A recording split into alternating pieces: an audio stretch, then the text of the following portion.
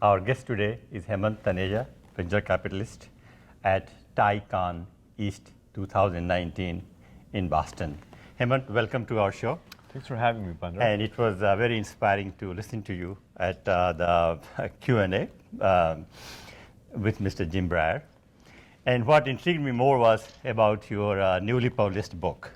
So tell us about the book, what it is about, and how you come up with this idea.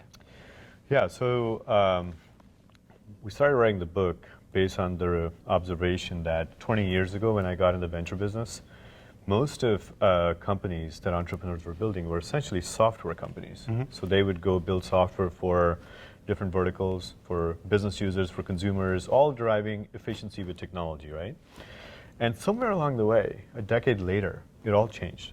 Those same entrepreneurs, their aspirations emboldened, and they're starting to think about, hey, we want to build a transportation company, which becomes Uber. We want to build insurance companies. We want to build healthcare services companies. So rather than being software vendors to these markets, they started redefining these markets.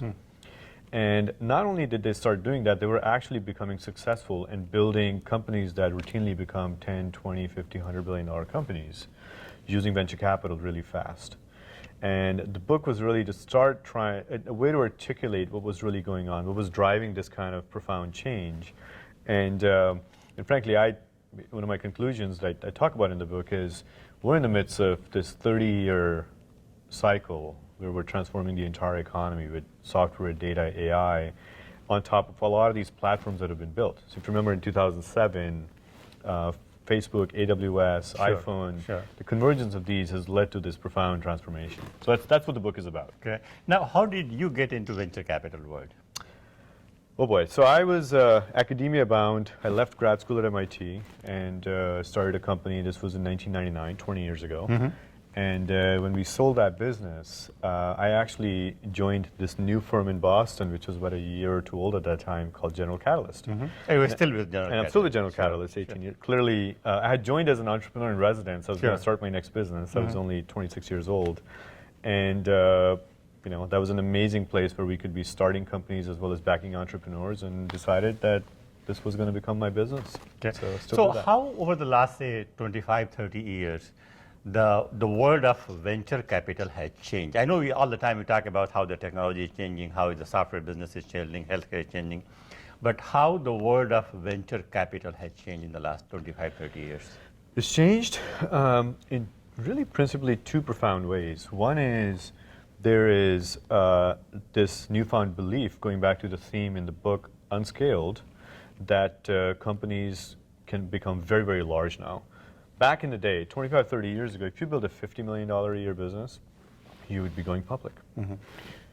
Uber, which is the last biggest technology company to go public, is billions of dollars in revenue. Mm-hmm. So the aspirations of these entrepreneurs have become large. The capital needs of these businesses have become a lot larger too. So the venture capital ecosystem is organized around that. There are so many more seed funds that help give these entrepreneurs a start. Funds like ours have become a lot bigger, so we can support these companies to build these extraordinarily large businesses now. And companies will often stay private longer as well. So the entire ecosystem and its aspirations have really been emboldened in the last What about, can you give us some sort of a numbers, for example, what was the average size about, say, 25 years ago for angel investors and the venture capital investors? Angel investors would be investing $100,000. At that time? A typical Series A investment was probably $3 to $5 million, and you would sell 25 to 30% of the company at that time, 25 years ago. Today, you can see a Series A investment easily being $20 million for 15 to 20% of the company. Fairly large valuations, but on the belief that if this company is correct in its aspirations and the founders are great in their execution, they'll actually create a great return. Angel investors have actually become micro VCs and seed funds, so they will routinely write $500,000, million, $2 million checks, and as opposed to $50,000 or $100,000 checks. So I think the whole ecosystem is really scaled to embrace entrepreneurship. Okay. Now, one more question I have for you before I let you go. Also, how the diversity has changed in the venture capital world. Yeah. Because I'll give you one example. I was talking to an entrepreneur friend of mine last month, and he mentioned that I'm raising a fund for my company, and I had to make a presentation to 5, 6 different VC firms, and I'll go with my non-Indian partners there, and everywhere we go in the venture capital, there is always an Indian partner at the VC firm. Yeah. So now, still many entrepreneurs tell us that 30, 40 years ago when they wanted to start a company, it was difficult for them to raise capital, especially if you're Indian or from other ethnic origin. Now, even in the venture capital world itself, that many Indian Americans and other ethnic entrepreneurs are doing really fantastic. So how that change is affecting the industry?